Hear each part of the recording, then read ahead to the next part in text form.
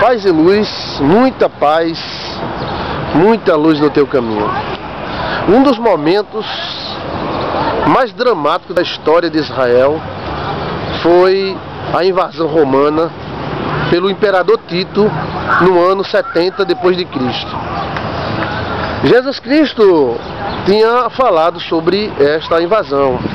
Não que Jesus Cristo tenha provocado a invasão, mas ele disse: quantas vezes eu quis acolher vocês, como a galinha acolhe os seus pintinhos, mas vós não quisestes. Chegará o dia, Jerusalém, que a sua cidade será sitiada, cercada. Se fecharão a cidade, invadirão os teus muros, matarão teus filhos à espada. Ai de ti, Jerusalém! Temos que saber a diferença entre profecia e vontade de Deus. Quando Jesus falou isso, não era da vontade de Jesus que isso acontecesse. Ele mesmo diz no começo que queria acolher Jerusalém, Israel, como a galinha acolhe os seus pintinhos, mas vós não quisestes. Ele fala bem certo: vós não quisestes, vocês não quiseram. E aí ele fala: chegará o dia que a cidade de vocês serão sitiadas, e foi sitiada. Entre o último livro, né, o livro de Malaquias na Bíblia evangélica, e o livro de Mateus, houveram 400 anos. É o período dos Macabeus. E houveram 3 domínios diferentes sobre Israel. Esses 3 domínios tiveram heróis, vilões. São períodos chamados período de silêncio. O livro de Macabeus 1 e 2 relata esse período. É um livro histórico. Quando Jesus Cristo chegou, o domínio que estava sobre Israel não era o egípcio, não era outro domínio a não ser o romano. Depois eu vou gravar uma palestra para vocês sobre os impérios. É incrível como um império nasce de agricultores, adoradores de Minerva, simples homens de agricultura. De repente esses homens se levantam e dominam o mundo com ideologia, e foi o maior de todos os impérios já conhecidos, foi o romano. Ele se abrangia sobre todo o mundo, até sobre a China eles dominaram. A China eles apanharam mesmo, foi da Índia. A Índia foi quem esmagou o Império Romano. Pois bem, o Império Romano era indestrutível, a tal ponto que ninguém pensava que um dia tamanho e forte império pudesse ser vencido. Era algo extremamente indestrutível. Quando Jesus Cristo veio, o domínio romano estava. Israel estava sobre o domínio romano, tendo que pagar impostos a Roma. Não podia ter exércitos, só os sumos sacerdotes tinham direito a ter um pequeno exército de 20 e 30 homens somente. Roma também não proibia a adoração aos outros deuses, ou seja, ao Deus Jeová, qualquer Deus. Quando ele dominava o povo, ele deixava o povo religiosamente livre, o que não acontecia com outros domínios. O próximo vídeo vai ser sobre os aspectos positivos do domínio romano e os aspectos negativos. A história ela é viva e ela se repete.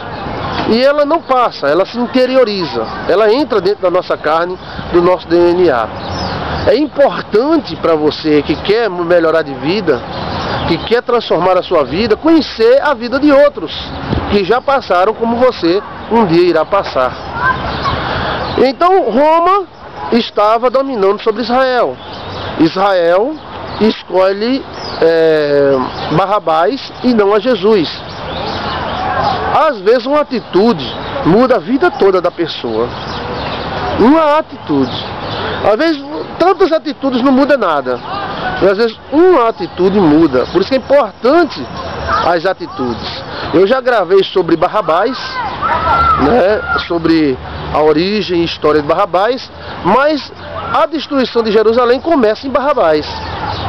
Por incrível que pareça, quem é que imaginava que um nacionalista, imbecil e idiota fosse a causa de Roma destruir completamente Jerusalém? Até 1940 Jerusalém não tinha sido levantada. Jesus Cristo falou algumas profecias sobre Cafarnaum, sobre Jerusalém e cidades que, se fosse Sodoma e Gomorra, pelos milagres que Jesus Cristo tinha feito, se arrependeria. E ele mostrou: grande mal irá vir. Não porque Jesus Cristo ficou com raiva e queria destruir os pecadores, mas porque Israel, o caminho que Israel caminhou, estava levando ela para a morte. A Bíblia diz que existem caminhos de morte. O cara está nas drogas, aí pensa que dá uma lapadinha no cigarro, cheirar uma cocaínazinha, isso é besteira. É besteira, mas lá na frente nós temos o resultado, na maioria desses casos, morte. Tenho pessoas que eu tratei por vários anos, que começou com a maconha, aí foi para o crack. Não, rapaz, quando eu quiser eu deixo, deixa nada. Morreu com 4 tiros nas costas dos seus próprios amigos por dívida de drogas. Então, as atitudes são muito importantes. E Israel escolheu Barrabás. O rei de Israel passou a ser Barrabás, né? O guerreiro, o cara que tinha ódio de Roma. Ninguém sabe o que Roma fez com ele. Pode ter feito algo ruim, por exemplo, matar a mãe, matou o pai, alguma coisa, e ele era um vingador. Ele queria acabar com Roma. Só que era um gatinho querendo acabar com um leão na porrada. E Jesus Cristo morreu, ressuscitou, foi embora, deixando a sua mensagem de paz. E Israel preferiu a mensagem de ódio, de briga, de luta. E Barrabás foi solto, ficou livre, como eu falei no vídeo anterior, e levantou uma porção de inconfidentes. Homens que lutavam contra o poder emergente. E começaram a matar oficiais à espreita, ou seja, escondido. O oficial ia tomar um banho, jogava uma pedra na cabeça, uma vara com a faca furava o cara que estava ali no mato. E dessa forma ele começou a gerar muitas baixas em Roma, muita baixa. No ano 70, no ano 60, assumiu o imperador Tito, que no ano 70 era imperador todo poderoso e muito cruel e forte. Os imperadores romanos tinham um imperador cruel e tinha um imperador que não era tão cruel assim. Isso acontece em todas as nações. Em próprio Israel teve imperadores cruéis. E Roma tinha o olho na cúpula do templo, né? Ou seja, ele estava de olho no ouro que tinha na cúpula do templo. Só que para os romanos irem lá tirar esse ouro, iria criar uma revolta muito grande, e era tudo aquilo que um governante não queria, ter uma revolta total naquela região. E o imperador Tito estava só de olho como conquistar aquele ouro para ele e para o reino de Roma. E aí a turma de Barrabás começou a crescer e a matar, crescer e a matar, crescer e a matar. Fazia emboscadas para os soldados romanos, matavam, crucificavam o cara, amarravam o cara pela cabeça. O cara ia no banheiro, ele estava escondido e matava o cara dentro do banheiro. O cara estava tomando banho, vinha uma pedra caindo na cabeça. O cara ia passando em cima de uma árvore, um guri jogava uma pedra. Toda a turma de Barrabás começou a encher o saco de Roma. E então o imperador Tito decretou a parte mais cruel. Eu já cheguei a chorar estudando a história desse momento. Foi terrível, terrível. Foi pior do que Massada. A Massada veio depois, né? Mas Roma, ela veio com uma mão de aço. Não foi nem de ferro, foi de aço. Quando o imperador Tito soube quantos oficiais, quantos soldados estavam morrendo em Jerusalém, e soube que existia um grupo inconfidente, que existia uma inconfidência, que existia insurrentes, pessoas que estavam se levantando à espreita contra Roma, ele decretou o final de Israel. E ele fez da pior maneira que o imperador podia ter feito. porque ele poderia ter vindo com seu exército, invadido Jerusalém. Com certeza ele encontraria homens armados, que iriam se armar, iriam enfrentar esse poder, e mulheres e meninos iriam correr pelo lado, iriam fugir pelo outro, mas ele pegou o seu exército e tramou. Chegou de repente e fechou, como Jesus falou. Eles cercaram Jerusalém por todos os lados. Trouxeram as suas catapultas, trouxeram as suas armas medievais e cercaram Jerusalém por todos os lados, a tal ponto que ninguém entrava, ninguém saía, nem com comida e nada. E se passaram uma semana, 2 semanas, 3 semanas, e os soldados ficaram só amolando as suas espadas. Onde é que a gente vai atacar esse negócio? Eu já fui soldado, fui soldado do Exército Brasileiro. E quando a gente tinha uma missão para fazer, e essa missão demorava, a gente ficava muito estressado. Isso acontece na polícia, acontece na guerra. Se você manda um soldado para a guerra, ele vai guerrear. Mas se você fica dizendo, aguarda aqui que a guerra vai ser ali, aguarde. Aí passa 1, passa 2, passa 3, passa 5 dias. O cara fica louco para ir sair dessa. E então os soldados passaram 1 semana, 2 semanas, 3 semanas, 4 semanas, 5 semanas, 6 semanas, 7 semanas, 8 semanas, 9 semanas. E foi passando o tempo. 2 meses. Os caras já estavam fazendo a baba, arrancando sangue e olhando para Jerusalém. E lá em Jerusalém os caras morrendo de fome, comendo defuntos, brigando por cadáveres, porque a fome era grande. Eles estavam exaustos, não tinha comida, o sol causticante, sem água, sem sombra, sem animais, mataram os animais tudo, comeram. Então Roma estava calada e cercada. E os soldados israelenses, judaicos, quando se levantavam, olhavam com suas mãos trêmulas de fome, eles olhavam e viam lá as vestes vermelhas dos oficiais romanos, que estavam querendo sangue de vingança pelo sangue que Barrabás derrubou. Na verdade, Barrabás não fez nada de bem, nada de bom para Jerusalém, para Israel. Barrabás acabou com Israel, porque ele não fez nada, nada. O que ele fez foi catucar o leão dormindo. O leão estava dormindo, ele ia lá, beliscava, ele ia lá, beliscava, ele ia lá, beliscava, até que o leão se acordou, e se acordou com muita fome. E essa cena foi muito triste. Talvez o Holocausto não tenha sido tão triste assim, mas essa cena foi triste. Mães comendo filhos defuntos para tentar sobreviver. Guerreiros segurando a espada com a sua mão trêmula, porque não tinha água nem comida há muitos dias. O sol caustigante, os soldados lá fora olhando para dentro de Jerusalém. De vez em quando um jogava uma pedra, outro jogava uma cabeça de um defunto, e com isso o cara dormia, mas não dormia direito. Quando acordava estava lá o soldado, aí dormia de novo, não dormia direito. Quando acordava estavam os soldados. 3 meses se passaram.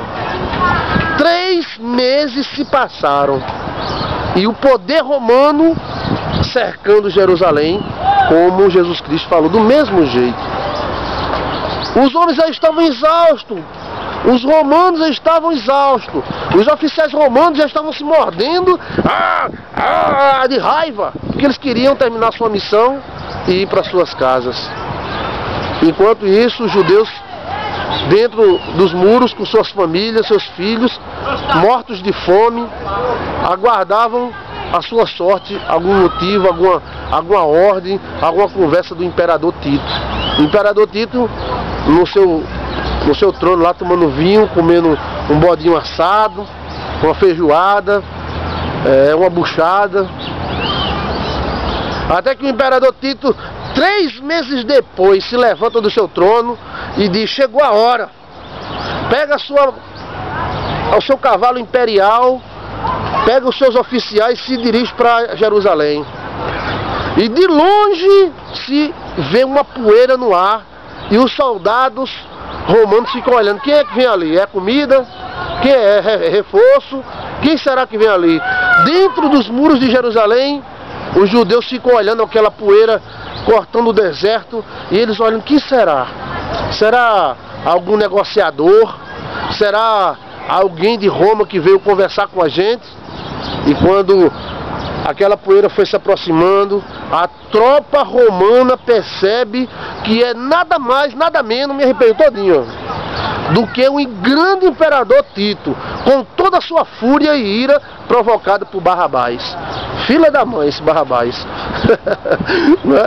Meu Deus do céu, quando ele chega próximo às tropas romanas, as tropas romanas começam a gritar e bater nos seus escudos.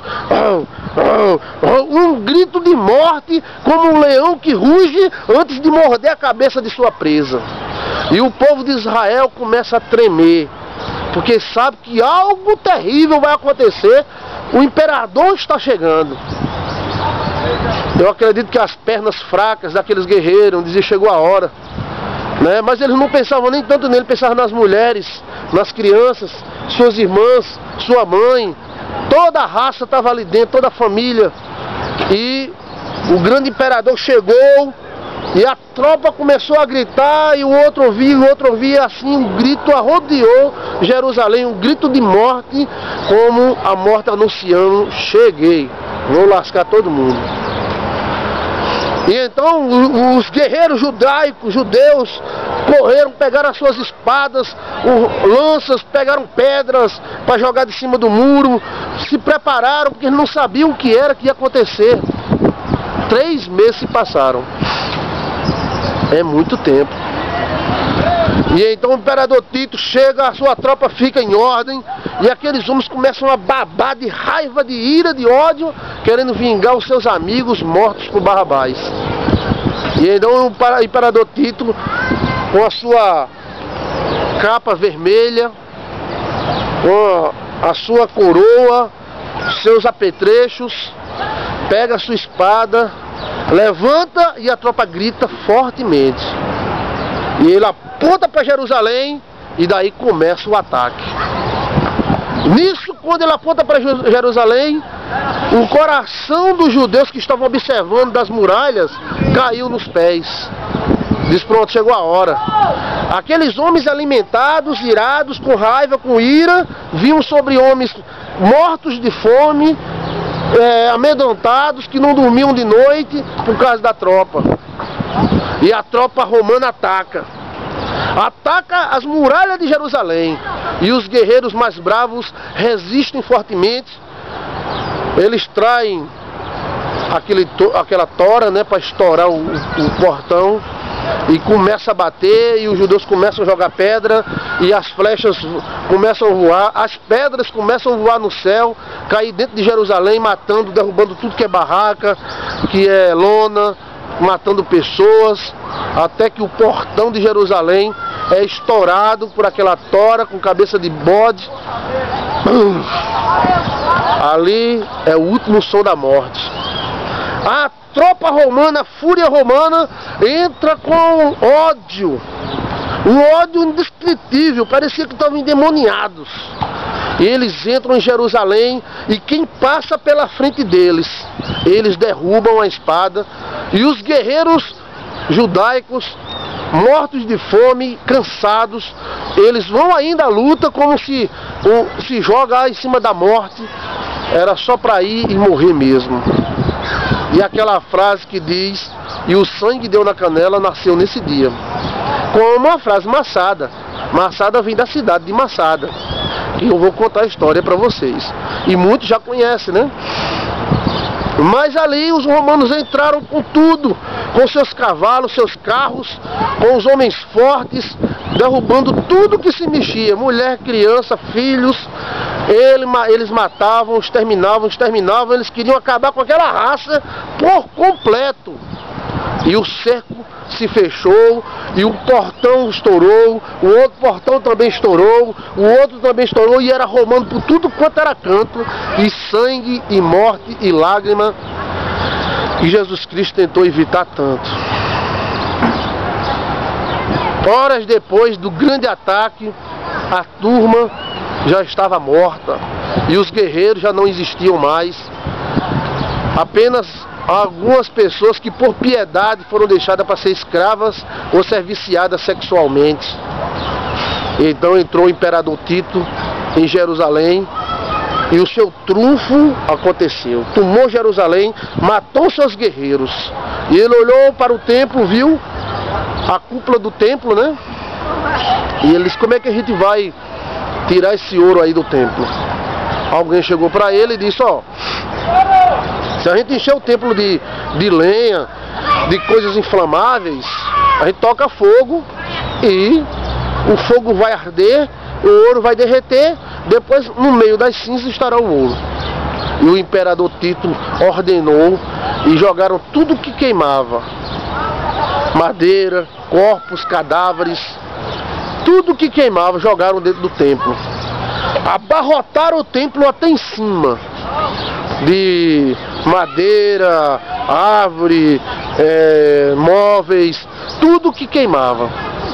E finalmente acenderam o fogo e Jerusalém ardeu com fogo, morte e sangue. Cena terrível. Cenas terríveis de algo que passou, mas os gritos dos mortos ainda ecoam pelo tempo e pelo espaço. Na minha mente eu fico vendo aqueles pobres coitados mortos de fome, correndo do seu algoz forte, irado e bem alimentado, com a sua espada super amolada, que durante 3 meses ele amolou essa espada para cortar carne e derramar sangue. Todos foram vencidos. A partir dali nasceria 400 anos de abandono. Jerusalém passou 400 anos de abandono. 100 anos, 200 anos, 300 anos, 400 anos. É quase a idade do Brasil. E nisso aí, lugares se perderam. Nós não sabemos onde é o Gólgota, mais ou menos, é ali, é acolá. Temos uma suposição. Ah, Jesus se batizou aqui, pulou ali, saltou acolá. Isso tudo suposição. Porque não sabemos aonde, em qual lado do rio era feito os batismos. Temos uma ideia, os caras lá estudaram e deram uma ideia. Outros não tinham ideia, deram assim mesmo, para que o turista vá lá e se emocione. Há pouco tempo atrás, Ron Waiter descobriu que o Gólgota não é lá no Gólgota. O Gólgota é onde eles achavam que as prostitutas eram mortas à pedra. Aonde foi achado a Arca da Aliança de Israel, foi achado lá com o sangue de Jesus dentro. E foi Ron Waiter que achou em 1970. Então faz um bocado de tempo que eles já estão com o sangue de Jesus, né, fresco, de 24 cromossomos lá em Jerusalém, escondido, todo mundo calado. Pois bem, o fogo ardeu durante vários dias, e o fogo queimou o templo e toda a sua estrutura. Cheiro de fumaça, sangue e carne assando se sentia no ar. Depois que o fogo acabou, o imperador Tito se levantou do seu trono, mandou tirar a cinza e trazer o ouro. E os babões foram lá, tiraram as cinzas, procuraram o ouro. E cadê o ouro? Cadê o ouro? Então o imperador Tito chegou e disse: cadê o meu ouro? Cadê o ouro da cúpula do templo? Os caras disseram: ó, imperador, a gente tocou fogo, o ouro derreteu. Sim, derreteu, foi pra onde? Ah, não, como a cúpula era redonda, o ouro escorreu, em vez de cair no meio, caiu dentro das colunas, das brechas das pedras, que às vezes as colunas eram feitas de madeira. Com o fogo a madeira se queimou, ficou o buraco e o ouro desceu por esse buraco. Pelas brechas da pedra das paredes do templo. O imperador disse: o quê? O imperador, a família dele era aqui do sertão. Ele falou: oxente, vixe, Ave Maria, né? Ele olhou assim e disse: o quê? Derrubem tudo. Tudo. E foi embora. E os romanos destruíram tudo. Foi o primeiro templo no mundo destruído até o alicerce. Porque quando eles chegaram no alicerce, eles perceberam que o ouro não ficou nas paredes. O ouro desceu para baixo Claro, tem que descer para baixo, ninguém desce para cima, né? Desceu para baixo da parede, para o alicerce. E então mandaram avisar o imperador disse: arranque o alicerce até a última pedra. E os romanos arrancaram até a última pedra do alicerce do templo judaico.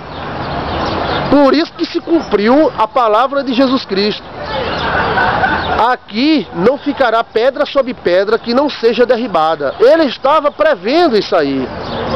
Lembre-se que é uma diferença muito grande, diferença de prever e querer que isso aconteça. Cristo não queria que isso acontecesse, mas ele viu que iria acontecer. E os romanos cavaram até o alicerce da casa. E isso não acontece em canto nenhum no mundo. Até aqui no sertão, naquelas casas velhas, se derruba as paredes e os alicerces ficam debaixo da terra mesmo, e eles deixam lá. O nome é tapera, né? É por isso que tem um ditado aqui que diz: aonde foi casa, sempre será tapera. A tapera é o resto da casa que fica embaixo. Pois bem, essa foi uma cena terrível. Terrível da história judaica, da história da igreja mãe. Que eu acho que a igreja mãe não é a igreja católica. A igreja mãe é os judeus, que veio o catolicismo, depois veio os evangélicos, né? Então nós temos que respeitar a igreja mãe e temos que aprender com o erro dele. O erro que Israel cometeu foi julgar errado e querer a bênção do jeito que ela queria e não do jeito que Deus dá. Quantas pessoas são assim? Quantas pessoas, ao invés de aceitar algo de Deus do jeito que Deus dá, elas criam uma imagem na mente, e essa imagem impede dela reconhecer a bênção. Os judeus criaram na mente uma imagem de um Messias carrancudo, um Messias que senta a espada, que cortava a cabeça de romano, e Jesus Cristo veio pregando o amor. Mas se Israel não tivesse caído, o que teria acontecido, pastor? Os nossos padres seriam judeus. Então, a igreja mãe seria Israel. Mas eles foram reprovados e fomos enxertados em um novo tronco criado por Paulo, pelos discípulos. E Jerusalém ficou abandonada. Só tinha raposas. Nem mendigos tinha em Jerusalém. Quantos anos, pastor? 1 ano, 2 anos, não. 400 anos. Depois de 400 anos foi que os judeus começaram a voltar para casa, os mais pobres. Começaram a tentar reconstruir Jerusalém. E Jerusalém passou por vários outros processos, várias outras invasões. Depois invasão cristã, depois invasão islâmica, depois um acordo entre os cristãos e os islâmicos. Por isso que Jerusalém é dividida hoje no meio. Porque depois que a religião cresceu, Jerusalém passou a ser ponto de disputa religiosa. Então os cristãos atacaram para tomar posse, depois vieram os islâmicos, atacaram para tomar posse, e a briga e o cacete comeu durante muito e muito tempo. Mas essa história do imperador Tito, o que é que ela nos ensina? Nos ensina que existem leis que, sendo provocada hoje, se manifestará amanhã. Tem pessoas que são doentes hoje porque ontem viviam uma vida desregrada. Então, o passado não passa, ele se interioriza. Temos que ter cuidado e saber o dia das nossas visitações, da bênção, porque também podemos perder a bênção. Israel perdeu a bênção no tocante a ser uma nação sacerdotal. Muitas pessoas perdem o casamento, perdem um bom relacionamento por decisões erradas que tomam, e depois sofrem um abandono, fica como Jerusalém, 400 anos abandonada. Eu acho que a terra não tinha crianças para rir, meninos para brincar, não tinham velhos para contar história, não tinham mulheres para reproduzir, para amar, não tinham homens para cultivar. E Jerusalém ficou triste e calada durante 400 anos. Foi pior do que o período de Macabeus, que foi de 300 anos, mas havia vida em Jerusalém, havia conflito, mas havia vida. Depois que o imperador Tito destruiu Jerusalém, aquela terra ficou abandonada e ninguém queria ir para lá. Parecia que existia uma rejeição naquele lugar. Depois que começaram a vir as famílias novamente. Paz e luz, eu espero que a história nos ensine a viver melhor. E até cuidado com as atitudes que tomamos. Porque as atitudes, elas acordam as leis. E as leis são impiedosas. Elas são radicais. A história tem muito a nos ensinar. Devemos aprender com os erros dos outros, para não aprendermos com os nossos próprios erros. Porque no momento que nós aprendemos com os nossos próprios erros, sofremos a paga do erro. Mas se aprendemos com os erros dos outros, sábios somos. Porque aprendemos uma lição, mas não sofremos o dano. Paz e luz para você. Muita paz e muita luz. Paz e luz na tua vida.